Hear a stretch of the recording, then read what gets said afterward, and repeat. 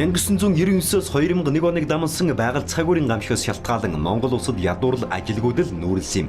Зодонд малаа алдсан малчдын хувьд хөдөлмөр эрхлэх бололцоо туйлын хязгаарлагдвал байсан бөгөөд амжиргаага залгуулах үүднээс нүүрс алт жонш зэрэг ашигт малтмалыг хуваараа олборлож ихэснээр уул урхаадах бичил хэмээх тодголтой албан бус хөдөлмөр эрхлэлт бий болжээ. Тухайн үед 100 мянган гаруй хүн бичил уул уурхайн үйл ажиллагаа эрхэлж байсан бөгөөд бичил уул уурхайг байгаль орчинд хор нөлөө учруулдаг, татвараас зүгтаадаг, хууль бусаар ашигт малтмалын худалдаа хийдэг, аюултай нөхцөлд ажилладаг зэрэг олон сөрөг асуудал дагуулсан төр зүрийн үйл ажиллагаа гэж үзэж байв. Урд нь бас манай сумын бичил уурхайч чинь одоо ингээд нэг газар координатор нэг 5 газар авлаа гэж. Тухайн газар нь бас урд нь нөгөө тэр алт хөтөлбөр хэрэгжээд явж явах үед ингээд хөндөгдсөн байсан газруудаар орцсон. Том овоолго шороонор ингээд үүссэн. Тийм газар л нэгэсэндээ бичил уурхайчтай оруулж байгаа юм. Тэр газар нь болохоор чинь нөгөө жинхэнэ нөгөө хурц юу бариад ээж болохгүй. Аюулгүй байдал талаасаа гура пиророо аваад орчих юм бол дарагдаж өгөх талаасаа тийм аюултай байдаг. Хүний эрх зөрчигдөх тал дээр бол одоо зөрчигдөж байгаа юм захаас ахлаад байдаг л да. Бид нэр одоо аюулгүй орчинд хуулиар өөрсдийгөө хамгаалуулад, эрүүл мэндийг хамгаалаад ингээд ажиллах ёстой гэдэг иргэн болно. Тэр эрхээ бол бид нар үнэхээр эдэлж чадахгүй л байгаа. Одоо ингээд гараа явуучаал өөрсдийнхөө одоо нөгөө уламжлалт аргаараа л одоо анхны тусламж үзүүлнэхээс бид нарт бол төргөн шуурхаа ирээд одоо эмнэлгийн тусламж үзүүлнэ гэсэн юм бол бас тэр болгон байхгүй шүү дээ. Тийм л байдаг. Эрх бол зөрчигдөж байгаа. 8 наснаас баргаж 80 наст нь явж байна дөө баргаж. Нас төрөөгөө хүүхдүүд гол усны ойрхон байж байгаа одоо усанд ороод амь насаа алдах ч юм уу, гүүл халтраад нуур цөөрөм рүү орчих ч юм уу, иймэрхүү тохиолдол гарч ирсэн. Хайгуул хийгээд байж хахад 90 онд айлын 3 настай хүүхд явж байгаа шөрөвпөнд орчихсон. Авч чадахгүй байж байгаа сүлд нь яаж авсан мэдэхгүй намайг тэгж л дуулж л байсан. Сургуулийн өмнөх насны хүүхдүүд бол ерөөсөө нөгөө ээж аав нинжа хийнгээд алтууд орлно гэд яваад өгдөг. Тэр хооронд хүүхдүүд сольлоод явна. Гүүл одоо 127 цагт болуулна хөтлөөл яваад дагаалаад явдаг. Үнэхээр тэр нөгөө хүүхд нь хөрх амтан тэнд хоол ундгүй үлдчихдэг. Өөрөө гараад тэнд ажил хийхээр нөгөө мөнгө нь хүрэлцдэггүй. Тэгээ хүүхдээ сургалтанд сургууль соёлд суухаар одоо бас л мөнгө төгрөг асуудал нь бас хэцүү байдаг. Одоо хүчирхийллийн асуудал гэхээр эмэгтэйчүүд дээр бол гардгийн байлээ. Олон ч удаа харж лээ эмэгтэйчүүд одоо даруулангуй байж гэн нөхөр сүдэр нарх ууж дарамтлсан байдалтай байж гэн хүүхд чухтаа тэрвэрэд ингээл нэг хонуулчаад ингээд гисэнд явж гэн зарим эмэгтэйчүүд гутарч гонсондоо арх уугаад явж байна. Эмэгтэй хүмүүст ажилтаа орон барьтал болгоод өгөх хэрэгтэй шүү дээ. Заавал бичил уурхай гэдэг хахаар би бол одоо оёдлын ангийг нэг төгсгсөн, биологийн нөхөн сэргээлтээр нэг төгсгсөн. Тэгэхэд манай оёдлынхан бол одоо 16 хүнээс 7 хүн сайхан ажиллаа явж байна. Биологи дээр болох төр биологи одоо ингээд зогсцсон. Уурхаанууд ингээд биологи хийлгэхгүй манайх өөрсдөө компанитай гэж болгочоор эмэгтэй хүмүүсийн чинь ажилгүй болчиход байгаа. Бичил уурхай эрхэлж байгаа нөхөрлөл одоо бичил хуваар ашиглах боловсруулж буй иргэдийн нөхцөл байдалтай газар дээр нь очиж танилцаад бол нөхцөл байдал хүн янз бүр байгаа. Яг доктортой бичил уурхайн одоо төсөлд хамрагдаж нөхөрлөл болж ажиллаагүй хуваар ашиглах олборлогч иргэдийн одоо нөхцөл байдлыг авч үзэх юм бол нэгдүгээр хууль ёсны газартаа болж чадахгүй байна. Орон нутгийн одоо удирдлага засаг захиргаатайгаа тодорхой ойлголцоод хүрч чадахгүй байх. Бичиг баримтын төвшин асуудал шийдэж чадахгүй байх. Одоо орон нутгад байгуулсан гэрээ байхгүй улмаас одоо нийгмийн даатгал, эрүүл мэндийн даатгалд хамрагдахгүй байх. Үүнээсээ болоод сургууль, боловсролын болоод эрүүл мэндийн чиглэлийн нийгмийн сурвалжлалд хүрч чадахгүй байх. За тэгэхээр энэ бүгдийг одоо сэргийлж талсан зогсоох одоо шийдвэрлэх хүнсэн гол гарцсан бол ерөөсөө иргэд бичил уурхай хэрэгч маань өөрсдөө одоо эв санаагаараа харилцан нэгдээд хууль ёсны газар энэ зөвшөөрлөө аваад орон нутгийн одоо удирдлагуудтайгаа гэрээ хэлцлэн байгуулад татвар хураамжаа бүрэн төлсөн тохиолдолд энэхүү доктортой бичил уурхай төслийн бас үр шимийг бүрэн хүртэх боломжтой байгаамаа.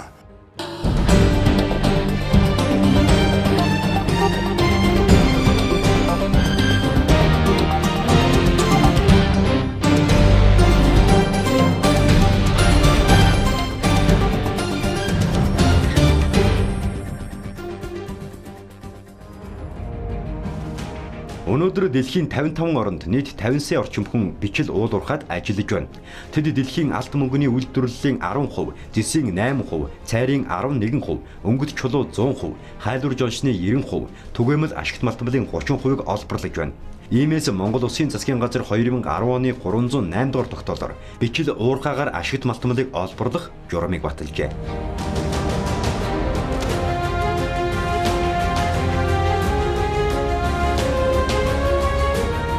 Монгол Улсын хүний эрхийн үндэсний комиссоос Швейцарын хөгжлийн агентлагийн доктортой бичил уурхай төсөлтөд хамтран ажиллаж 4 дахь шатныхаа төслийг хэрэгжүүлж байгаа. Энэхүү төслийн хүрээнд Монгол Улсын нутаг дэвсгэр дээр бичил уурхай эрхэлж байгаа сум орон нутагт бичил уурхай эрхлэгчдийн хүний эрхийн талаарх мэдлэг, хандлага, хүний эрхийг суурилсан гендрийн мэдрэмжтэй эрхтгч байдлыг хангасан хандлагыг бий болгох ийм нөлөөллийн үйл ажиллагаа сургууль-сурчлагын арга хэмжээнүүдийг зохион байгуулж байна. Энэ төслийн 4 дахь шатны хүрээнд газар зүй, хүн ам зүй, байршлын хувьд ч ихсэн аваадуудсан өмнөх төслүүдийнхээ үнэлгээний үр дүнд тулгуурлан өргөн хүрээтэй хэрэгжиж байгаа. Бичил уурхайчд маань эрхээ мэдж, эрхээ ойлгож шаарддаг болсноор үүрэг хүлээгчдийн үүрэг хариуцлага, хүний эрхийг хүндэтгэх, хамгаалах, хангах үүрэг бас хариуцлага нэмэгдэх юм аа. Энэ төслийн хүрээнд бичил уурхай эрхлэгчдтэй сум орон нутагт ажиллаж байгаа төрийн албан агш нарт зориулсан сургууль-сурчлагын ажлуудыг бас зохион байгуулж байгаа.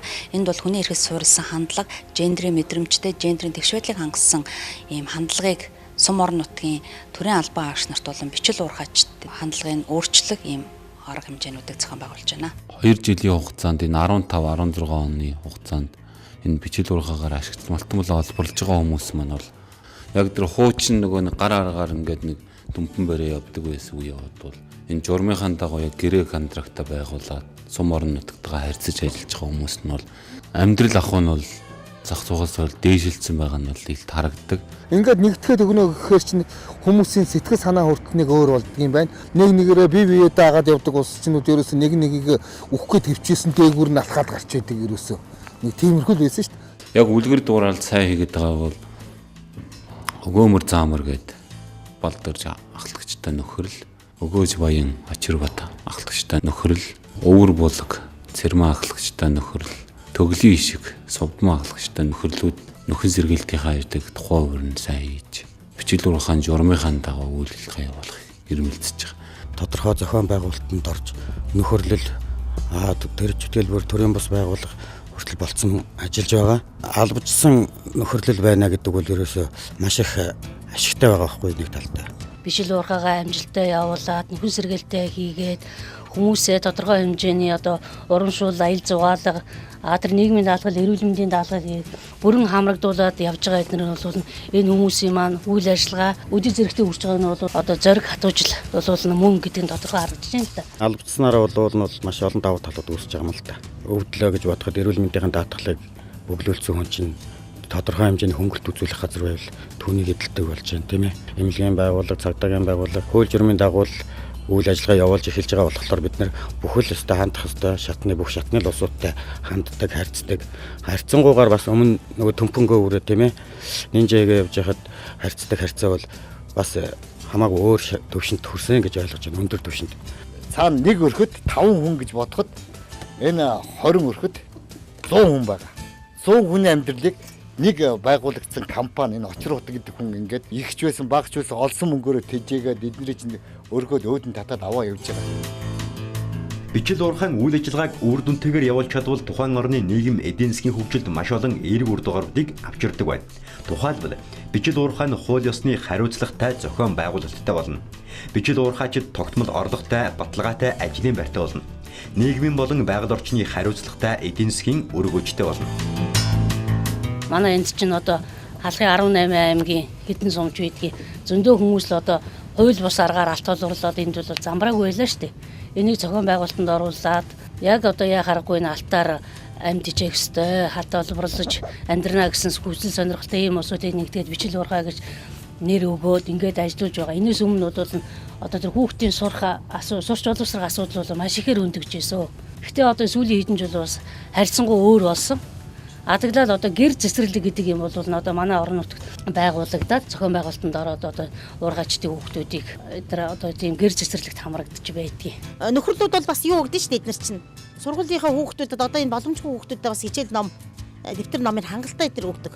Нөхөрлөл хорчоо байгууллагатаа хууль ёсныхаа дагуу үүрэг захиргааны байгууллага болон бичил уурхайчд маань эрх үүргээ бүрэн хумсарлаж нэг ойлгож бүрэн хуулийн хүрээнд ажиллах нь бол хүний эрхийг хангах тэр нөхцөл боломж бүрэн бүрднэ гэсэн үг ээ. За тогтвортой бичил уурхай төслийн үйл ажиллагаанд хамрагдаж нөхөрлөлөө хууль ёсны болгож байгуулж чадсанаар бол эндгээр зүг гэхээр хөдөлмөрийн аюулгүй байдлуудад эрүүл ахуйн дүрм журмуудыг одоо мөрдөх, ингэснээрээ өөрсдийн амь нас эрүүл мэнд одоо хамгаалах болоод бас хөдөлмөрийн одоо аятаа татаа нөхцөлийг бий болгох боломжтой байж байна. Ашиг орлогоо бас тэр хэмжээгээрээ нэмэгдүүл хөдөлмөрийн илүү зохион байгуулалтанд орох боломж бий болсноор одоо хөдөлмөрийн одоо нөхцөл байдлыг илүү бий болгох юм аа. За нөгөө талаас бас дутагдaltaй бичлэг урхай төслийн хүрээнд үйл ажиллагаа явуулсан талбайнуудад нөхөн сэргээх дэмжлэгийг үзүүлж байгаа. Зөвхөн одоо бичлэг урхай хэрэглээ зогсохгүй бас байгаль орчныг хамгаалах үйлчлэгэнд хувь нэмрээ оруулах, цаашлаад улсын орхигдсон газруудыг нөхөн сэргээх чиглэлээр үйлчлэгээ явуулах, дадлаг туршилтаа болохын хамт бас одоо уул уурхайн чиглэлээр энэ аврах үйлчлэгээ явуулах зэрэг одоо бусад амжиргааны их үүсвэрээ нэмэгдүүлэх зорилготой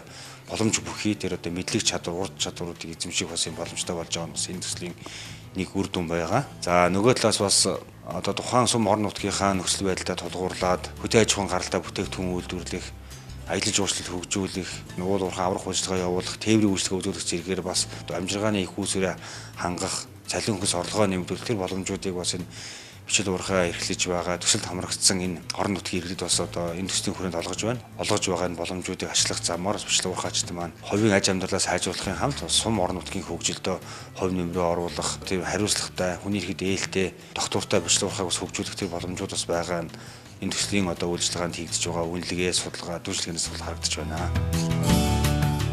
Бичил уурхайчид өөрсөдөө тохиолдог хүндрэл бэрхшээлүүдээ сайн мэддэг, тэдгээрийг даван туулахад зохион байгуулалт чухал гэдгийг ч ойлгодог.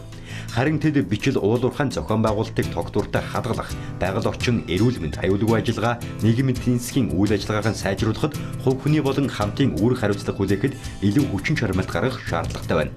Тэдний энэхүү хүчин чармайлтыг төрийн байгууллагууд орон нутгийн засаг захиргаат иргэд олон нийтийн зүгээс дэмжснээр хариуцлагатай, хүний эрхэд ээлтэй, тогтвортой бичил уурхай хөгжих болно.